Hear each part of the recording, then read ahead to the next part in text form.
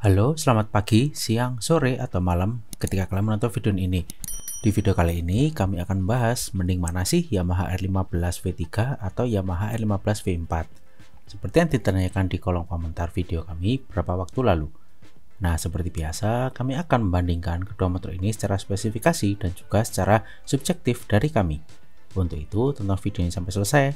Oke, kita bahas dari poin pertama.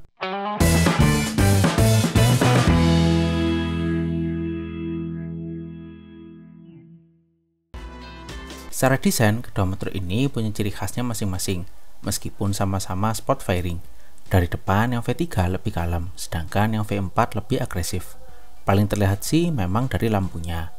Lalu dari samping, yang R15 V3 sedikit lebih terbuka di bagian fairing, sedangkan yang V4 lebih tertutup.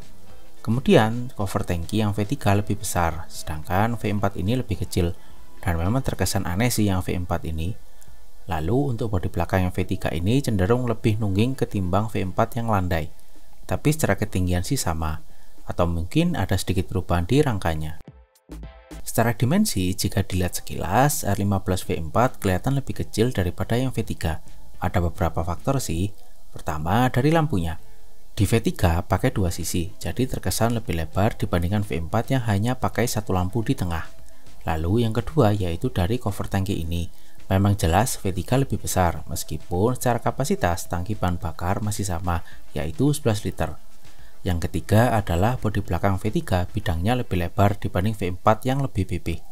Ukuran panjang kali lebar kali tingginya sama sih, yaitu 1990 x 725 x 1135 mm.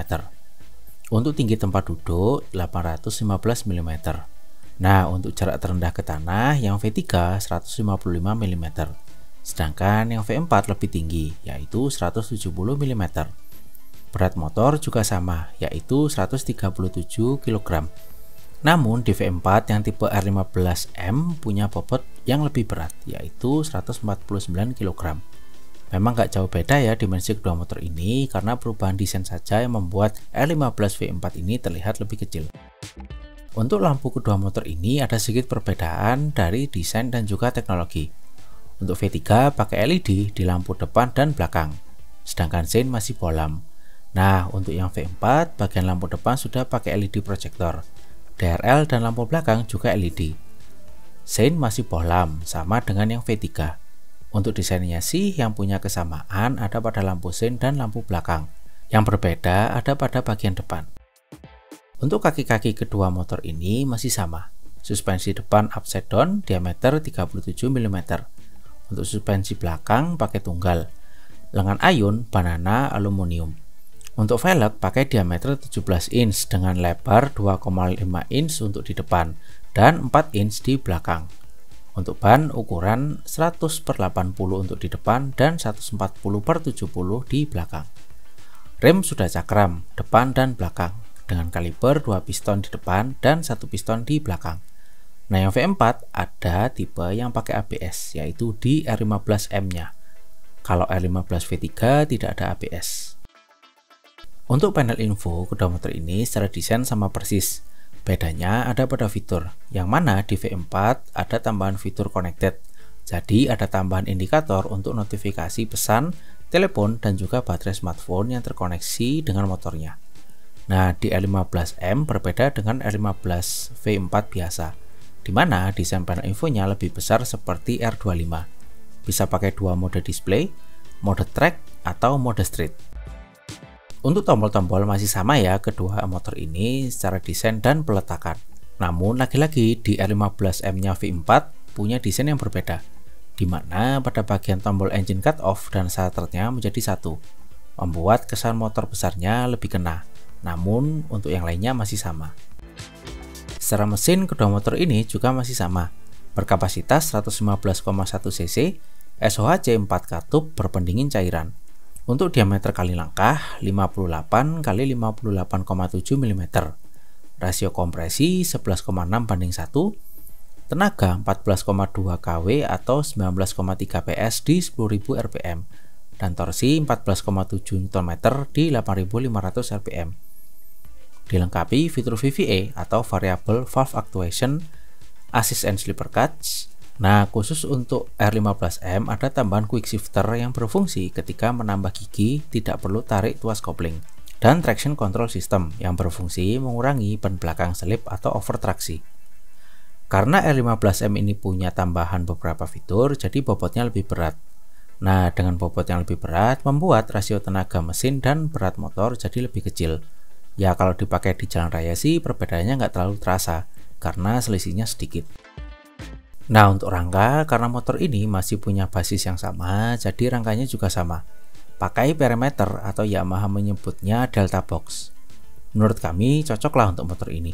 Apalagi kan judulnya sport fairing, jadi menambah kesan padat. Meskipun dimensi mesinnya kecil, tapi bisa tercover dengan bodi dan rangkanya. Untuk ergonomi kedua motor ini juga masih sama persis. Posisinya paling sporty di kelasnya. Untuk stang pakai Andriuk, membuat tangan lebih rendah dan badan lebih membungkuk. Posisi kaki naik ke pijakan juga sporty. Posisi penumpang juga sama, cukup tinggi. Perbedaan yang terasa ada pada tangki bahan bakar, yang mana ketika dipakai belok, misal putar balik, yang V4 ini lebih nyaman. Meskipun bentuknya lebih kecil dan aneh, namun sangat membantu karena tangan tidak terbentur atau terjepit ketika berbelok. Beda dengan yang V3 yang cukup mengganggu. Meskipun desainnya lebih keren V3, namun lebih merepotkan yang V3 kalau posisi putar balik. Oke, kesimpulannya yang mana yang lebih baik? Tentu secara fitur V4 lebih baik, apalagi yang tipe R15M-nya. Namun untuk segi desain, kembali lagi ke selera masing-masing. Nah, kalau pertanyaannya bagaimana jika pengguna V3 mau upgrade ke V4? Menurut kami tidak tepat, mengingat perubahannya nggak begitu signifikan, bahkan untuk upgrade ke R15M-nya. Dengan basis R15 V3, kalian bisa memodifikasi fitur yang bisa seperti V4 dengan beberapa penyesuaian, daripada harus jual V3 beli V4. Beda cerita kalau upgrade-nya ke R25, masih oke lah ya yang cari mesin yang lebih besar. Tapi untuk yang belum punya R15 dan ingin beli R15, kami sarankan ambil yang R15M karena secara fitur lebih lengkap dan desain panel info serta tombol-tombolnya lebih terkesan ala-ala motor besar. Apalagi yang inginnya motor baru. Mengingat V3 sekarang sudah sangat jarang unit barunya atau mungkin sudah tidak ada. Ya, lagi-lagi kembali lagi ke selera, kebutuhan dan kemampuan kalian masing-masing sih. Beli baru ataupun bekas, mau yang tipe lama atau baru, tipe terendah atau tertinggi, semua tergantung pribadi masing-masing. Oke, jadi sekian dulu untuk pembahasan video kali ini mengenai perbandingan Yamaha R15 V3 dan R15 V4. Semoga video kami bisa jadi bahan referensi kalian untuk membeli motor ini. Jangan lupa like apabila suka dengan video ini, komen di bawah apabila kalian ada pertanyaan, kritik, atau saran. Share ke sosial media kalian apabila video ini bermanfaat. Jangan lupa subscribe untuk mengikuti video-video terbaru dari kami. Nyalakan juga tombol loncengnya untuk mendapatkan notifikasi video terbaru dari kami. Follow Instagram, TikTok, dan Facebook kami di @mojovp. Terima kasih telah menonton dan sampai jumpa di video selanjutnya.